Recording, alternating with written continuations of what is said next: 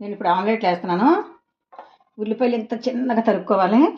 ఇదేమో పచ్చిమిర్చి అల్లం బాగా సన్నగా తరుక్కుండా అయితే మిక్సీలో వేసేసి ఒక్క పట్టు పడితే ఇలాగ అవుద్ది.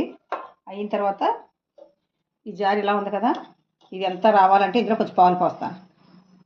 ఇది ఈ మిక్సీ జార్లో ఇది రాదు కదా బయటికి.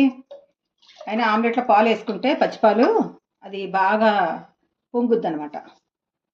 ఈ 3 ఆమ్లెట్లకి సరిపడా సాల్ట్,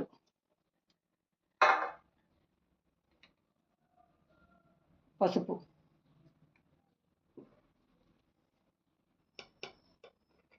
రెండు పచ్చిమిరపకాయలు వేసాం కాబట్టి కారం తక్కువ వేసుకోవాలి. ఆపండి. ఇప్పుడు ఇవన్నీ కలిపేసింది ఇలా వేసుకోవాలి. ఇలా బాగా కలిపేసాను కదా, ఇప్పుడు ఇందులో గుడ్లు కుట్టిపోస్తాను. 4 గుడ్లు ఇలా బాగా కలిపేసాను. ఇప్పుడు ఆమ్లెట్ వేసి చూపిస్తాను ఎలా పొంగుద్దో. ఇలా ఆయిల్ వేసాను, దాంట్లో ఇలా వేసుకుంటే 3 అట్లకి కాబట్టి 3 భాగాలు చేశాను. Omelette ready. తినేటప్పుడు తీసుకుందాం అని చెప్పి గిన్నెలో ఉంచేసి మూత పెట్టేస్తాను. స్టవ్ ఆఫ్ చేస్తాను.